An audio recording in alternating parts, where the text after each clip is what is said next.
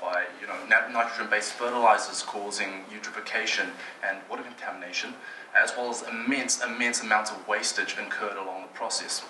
So in order for us to inhibit this deleterious effect of large-scale production and commercial agriculture, we want to provide the tools and skills that consumers need for them to start producing their own food in their backyards and having them make fewer trips to the supermarket and buying the groceries. And we want to turn something like this, a huge vineyard, to something more like this, a backyard farm of one of my friends in Green Bay. So as we mentioned before, there's two problems that we're trying to address. Number one is just to kind of reduce the stress placed on the environment by this large-scale commercial agriculture. Also to encourage self-sufficiency. And self-sufficiency as a concept, it's not completely individual, it's a social benefit as well. You bring together the family, you help endorse a healthier lifestyle for your friends, and also it's just a good way to save money as well. You spend a lot of money on groceries, and if you grow them yourself, you don't have to pay anything. So let's just take a closer look at the problems. The eutrophication amount in New Zealand is actually quite high. It's surprising. It came as a surprise to me as well when I was researching this. 71% of waters in New Zealand are actually less than favorable in terms of levels of nitrogen and potassium in the waters, which gives rise to huge algae blooms and rapid declines in native fish populations. And so this surprise actually hints that there's this underlying problem that we're not really aware of at the moment, and that needs to be solved immediately. Second problem, also becoming more and more significant over the years, is the problem of wastage. So in 2012, the study was conducted. 550 tons of organic produce was wasted in New Zealand, costing the country over $750 million. Now, to put that into perspective, what it means is each household of 4 in New Zealand is taking out their wallets, taking $650, putting it on the table and setting fire to that. Now, no one in their right minds would ever consider doing that, but it's very much happening. It's very much serious, so that's why we need to do something about it. So there are some existing solutions already in the market that we need to consider. From number one, you can buy organic produce directly from selected retailers, and while this seems as a good idea because organic producers don't usually use any unnatural fertilizers or pesticides, this can be very, very expensive. 1 kilogram of bananas produced organically might cost as much as $10, which is way beyond the affordability of most families to afford. So that's why there's not a very big prevalence across the market. Also, you can buy seeds and grow them yourselves independently, free from any help. But also, farming is a very specific process, and one simple mistake can lead to disastrous outcomes and fruitless ends. So that's why we believe that a more structured and detailed path should be followed with the farming process, and that is where Sprout comes in. So our mechanism for proposing change is obviously our Sprout Pack. And so essentially what we want to do here is we want to achieve 2 goals right at once. So firstly, we want to reduce the amount of food waste because we want to encourage families and individuals to have to enjoy the consumption of their food, right? Because they're growing it themselves, in part. That means that they're going to have to value the effort they put into it, and they'll appreciate it more. It's less likely that they're going to waste it. And secondly, and perhaps more importantly, we want to try and reduce the amount of commercial fertilizer use. So we've all seen today the effects of the runoff of that fertilizer into the waters of New Zealand. And what we want to do is reduce that, right? So we want to allow the use of organic fertilizers, the use of fertilizer in the backyard, not in vigorous quantities. And so in doing so, we hope to enact this social change.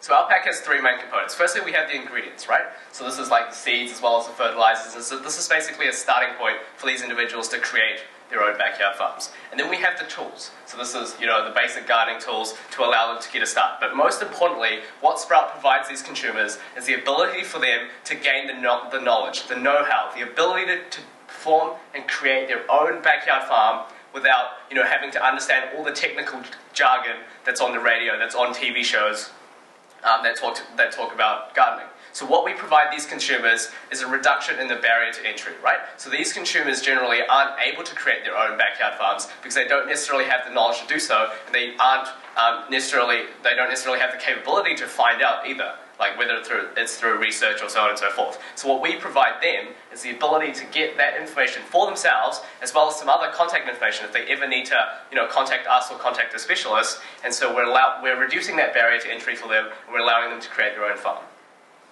So we're going to package all of these products inside our Sprout, inside our revolutionary design, which is based upon the eBay box, as you can see up there. And so the idea of this is that this is essentially the focal point of our project, right? So it's durable and it's sustainable, and that's exactly the message we want to send to households. We want a product that's beneficial to the individual because it's durable, because it can last for a long period of time, under harsh weather, but it's also sustainable, right? So even if it can last 10 years in the rain, after 100 years, after 200 years, it's still biodegradable and it's still very beneficial to the environment. So this is the kind of recognizable image that we want to send in the community.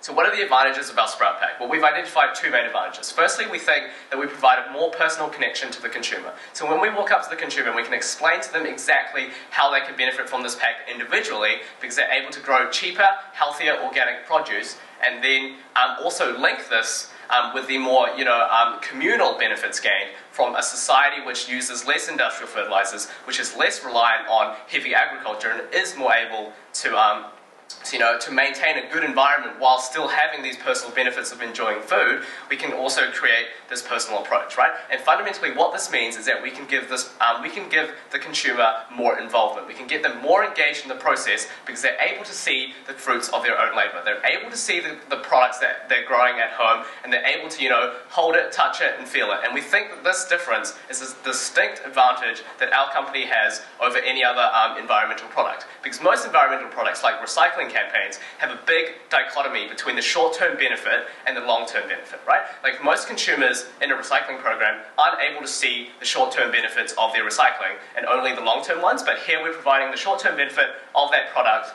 of their produce, as well as the long-term benefit. So our market demographic here is essentially, a survey was conducted by the Herald Digipol, and essentially it shows that 80% of people were interested in growing their own food, but only 55% had actually done so in the past. And so we see here that this 25% difference is exactly the market we want to target, right? People who are interested in growing their own food, having this lifestyle change, but can't do so because they lack either the knowledge to do so or the resources to do so, which we're going to provide them with the Sprout Pack. So there are various different marketing strategies we want to adopt, the most fundamental of which is forming a contract or agreement with large stores such as Bunnings or Mitre 10, and we have already contacted them, and they have allowed us to set up a stall inside one of their branches, or a few of their branches, and this will allow us to approach the consumer more directly, as well as use traffic through these stores.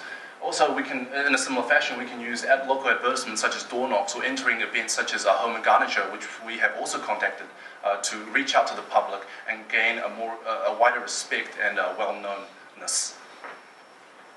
So the implementation of the Sprout Pack comes down to 4 steps. Firstly, we'll purchase the individual components such as the seeds or the tools from stores, and then we'll assemble the Sprout Packs ourselves.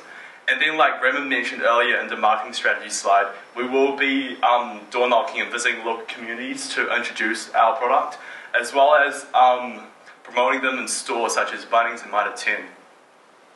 So here's just a cost analysis of our production costs, and the total comes down to $1,650.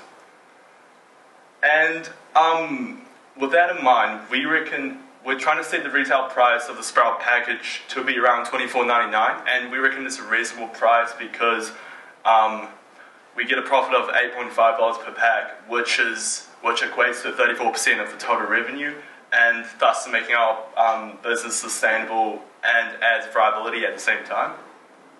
And here's just a little market research we've conducted earlier this week to show you that we've surveyed 110 people online anonymously, and 73% of them agreed to purchase our product at a price of $24.99, which is a very positive outcome. Just give me 10 seconds to finish up. So we want to measure the impact and success of Sprout by conducting a survey at launch week, before launch week, and 3 months after launch week to see how many families have taken up the Sprout program and check cause a change by lowering public reliance on commercially farmed fruits and vegetables and increase social welfare. And that is our mission, our goal, and our hopes for a better future. You'll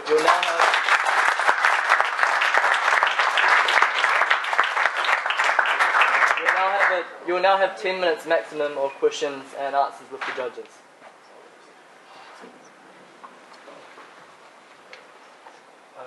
Hello? Oh, well, if I could start. I just wonder about, like, one of the challenges that people have, especially in 2015, is being really time poor. And I just wonder, like, what's the proposition for people in terms of, what this will do for their time? So we think that's the exact advantage that our product's trying to present. So like a lot of people who don't necessarily have the information to provide, to start their own backyard garden, which actually doesn't take as much time as people think, we're able to give them an inroads, right? They don't have to spend time on the internet trying to find out how to plant a certain plant. They don't have to, go to Mitre 10 and find their own gardening tools. They don't have to do all this stuff because it's all collected and it's all simplified for a new user. And so that's the exact advantage that we're trying to present. We're saving them time, we're reducing the barriers, and we're allowing them to start their own garden.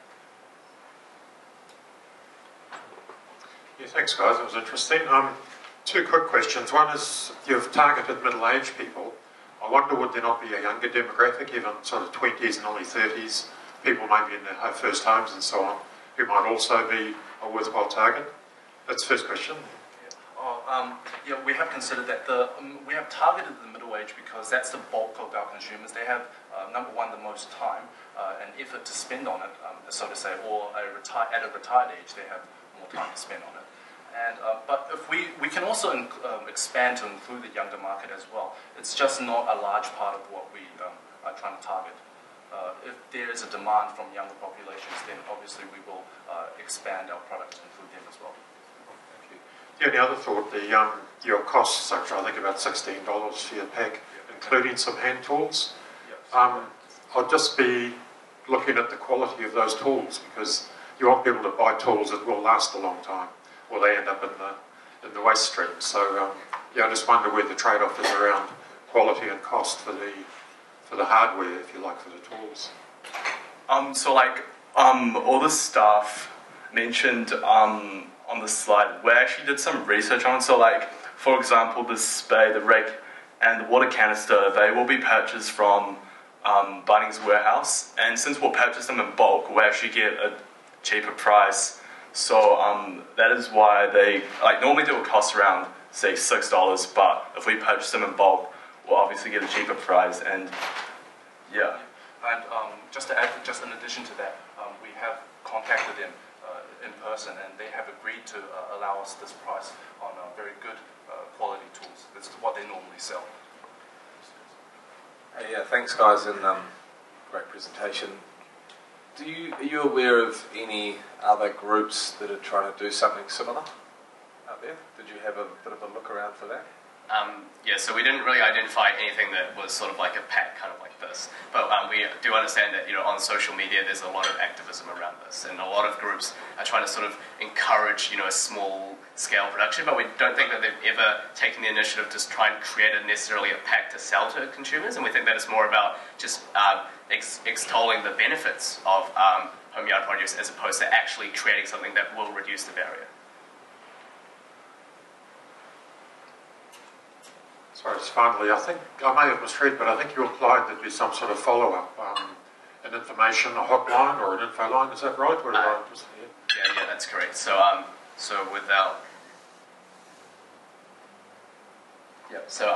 with the further contact information at the bottom, so that's just sort of what happens if, sometimes some households have like soils that are quite different to the norm, and so they might not necessarily be able to grow the same kind of crops or necessarily have the same effect that most consumers would have. And so we've sort of we'll have an email and maybe a phone line available for individuals if they have some urgent need to contact us. Yeah. And so we can sort of direct them to the necessary specialist or simply just answer their question.